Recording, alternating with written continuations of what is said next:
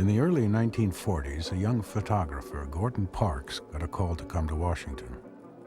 With the success of the FSA, its role was being expanded. Roy Stryker believed that photographs could be used to combat racial discrimination. He began by showing Parks how things really worked on the streets of the nation's capital. So Roy Stryker asked me a few questions and said, what do you really know about the city? And I told him, and he said, He said, well, I'm going to give you an assignment, your first assignment. Put your camera on a shelf. I want you to go to Julius Garfinkel's store, buy yourself a top coat. There's a restaurant directly across the street, and then there's a motion picture house down in the same block. So, to make the story short, each one of them gave me short shrift. I didn't get a code at the department store. When I went to the restaurant, the man said, don't you know Negroes have to eat on the other side, the back? You can't come in this side. You have to get your food at the back. And, of course, I didn't even get in the movie house. That's the way it was. So I was astounded. And I went back, and Roy saw me walk in, and he smiled. He said, well, how did it go? I said, well, I think you know how it went. He said, yeah, what are you going to do about it? I said, I don't know. What do I do about it? He said, well, what'd you bring your camera down here for? Just like that. I said, oh. So he left, and the only person left in the building was a black woman, a charwoman, who was sweeping the floor and mopping. So I introduced myself. She told me her name was Ella Watson, and I asked her if I could photograph her. Photograph me like this? I said, yes. I had really thought of Grant Wood's picture of the American Gothic. I put a broom in one hand and a mop in the other, and told her to look directly into the camera. Well, that picture has become the best-known picture of all of my work. I showed it to Stryker 3 mornings later. He said, well, you're getting the idea, but you're going to get us all fired. He said, this is a government agency, and that picture is an indictment against America. And I realized from the reaction of people that the camera could be a very powerful instrument against discrimination, against poverty, against racism.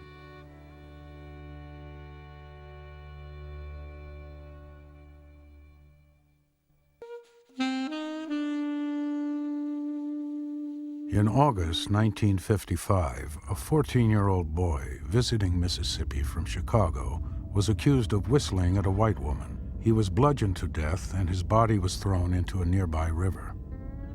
In a South where violent racism was commonplace, Emmett Till's murder may have gone unnoticed, except for this photograph. Published only in the black press, it showed his young face beaten beyond recognition. It was Awful. It was horrific. He looked like an old man.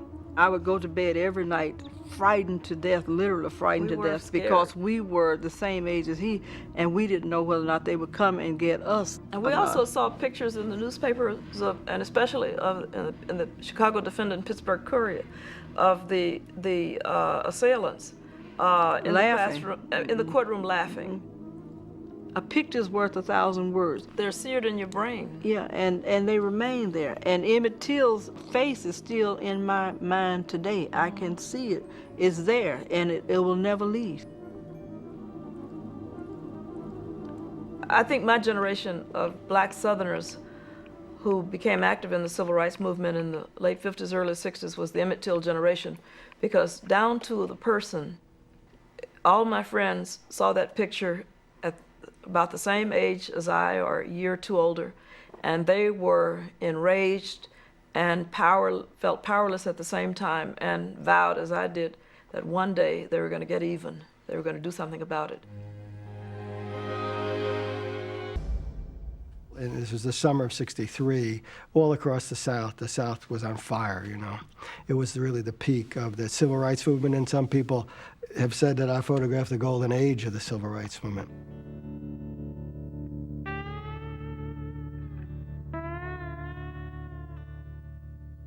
I wanted to make photographs, and I wanted wanted to make photographs of that because it was such a compelling subject. And I went to Albany, Georgia. I soon found the movement headquarters and ran into James Foreman. And he said, "You got a camera?" He said, "Go into the courthouse. They got a big water cooler for white people and a little bowl for black people." He says, "Go take a picture of that." Things like that existed all over the South. There must have been thousands.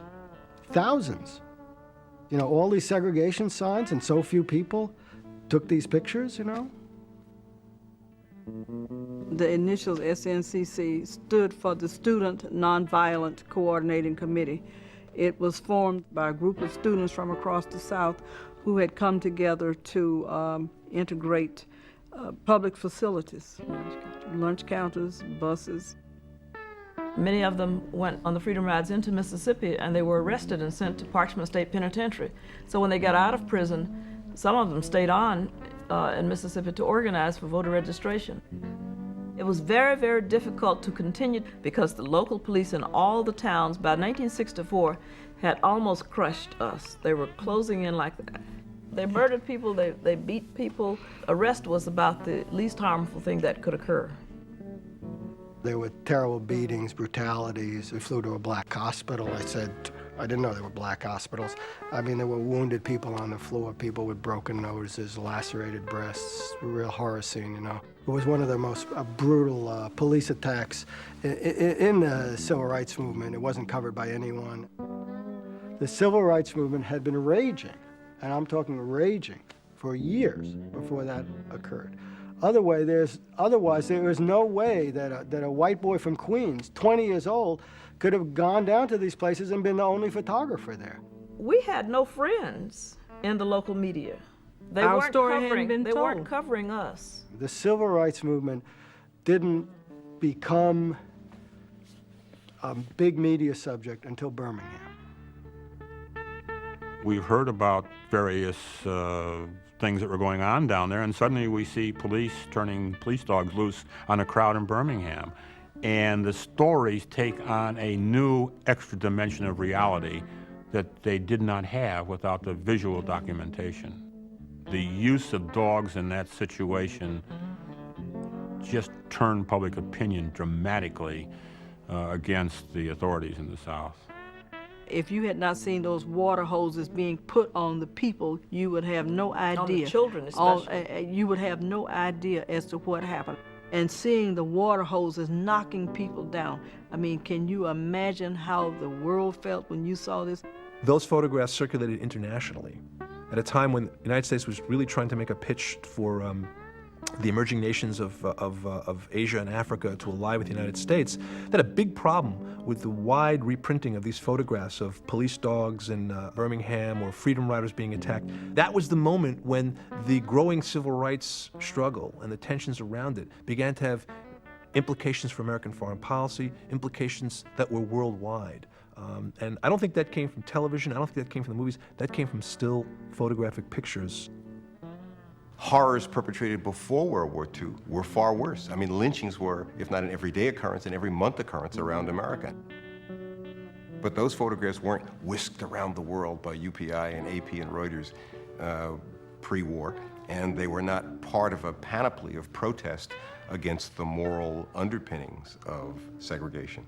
And so when they were linked to a movement and propelled around the world and around the country, so that people of goodwill could have to move out of denial. And it wasn't just foreigners, it was Americans, and white Americans in the South, like the people of the Atlanta Constitution, said, we don't want to be associated with this. We don't think we can engage in intellectual and other kinds of commerce around the world when we're painted with this, and it forced some change.